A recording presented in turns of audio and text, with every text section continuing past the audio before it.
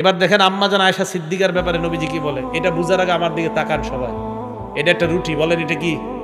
এই রুটি বুখারী শরীফের 770 নম্বর হাদিস বলবো এখন।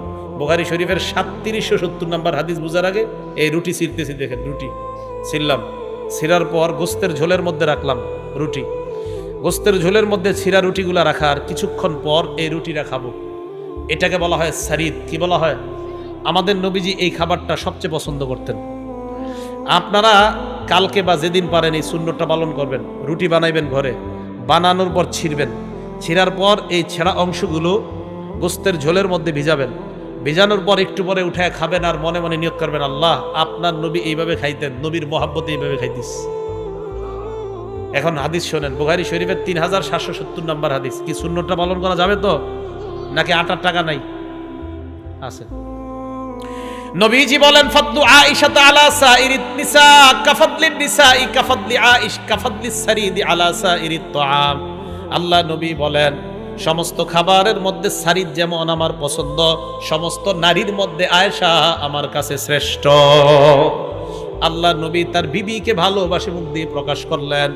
তাহলে 15 নম্বর অধিকার স্ত্রী কি যে আপনি ভালোবাসেন মাঝে মাঝে আপনি মুখ দিয়ে বলা। 16 নম্বর অধিকার স্ত্রীকে আপনি ভালোবাসেন কর্মের মাধ্যমে প্রকাশ করা। এটাও তাকার, এটাও দায়িত্ব। এই যে নাসাই শরীফের 380 নম্বর হাদিস দেখাই। আম্মা জান আয়েশা বলেন, কুনতু আশরাবু মিনাল কাদাহ, আমি অপবিত্র অবস্থায় মুখ লাগায়া গ্লাস থেকে পানি পান করতাম। কুনতু আশরাবু মিনাল কাদাহি ওয়া আনা হাইজ। মা বোনরা একটা অসুস্থতা হয় আল্লাহর পক্ষ থেকে এটা তো, বলতেছে আমি অপবিত্র অবস্থায় পাত্রে মুখ লাগায় পানি পান করতাম। এবার দেখেন আমার ঠোঁট যেখানে লাগছে, নবীজি বিবি আয়েশা বলেন, পান করার পর বাকি পানিটা আল্লাহর নবীরে দিতাম।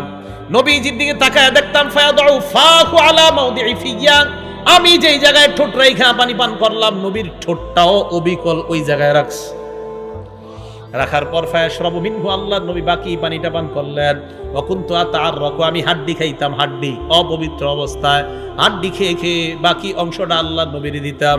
তাকায় দেখতাম আমার ঠোঁটের জায়গায় নবীর ঠোঁটটা লাগিয়ে আমার ওই বাকি হাড্ডি খেয়ে আল্লাহ নবী আমার প্রতি কর্মের মাধ্যমে ভালোবাসা প্রকাশ করতেন। এখন আপনারা যারা স্বামী আছেন, বিড়ি খেয়ে ঘরে গেলে আপনার এই হাড্ডি কেমনে হবে আপনি বিবি? কথা ঠিক কিনা? দেখেন বিষয়টা যদিও ঠিক আছে একটু হাসির, কিন্তু আসলে এরকম না। আপনি এই যে সিগারেট খেয়ে ঘরে যান, আপনার বিবিকে কষ্ট দেওয়া হয়, এটা একটা মানবাধিকার লঙ্ঘন করা হয়। তা আপনার বিবি তো লজ্জায় কিছু বলবে না, দেখেন ভাই এই বিড়ি সিগারেট টানবেন না, এগুলো ঠিক না। এগুলোর মাধ্যমে আপনি যে এটা করেন, করে ঘরে যান, তা আপনার বিবি কষ্ট পায়। তাহলে আপনাদের এই মহব্বত কিভাবে প্রকাশ পাবে বলেন? যেটা নবীজি সাল্লাল্লাহু আলাইহি ওয়াসাল্লাম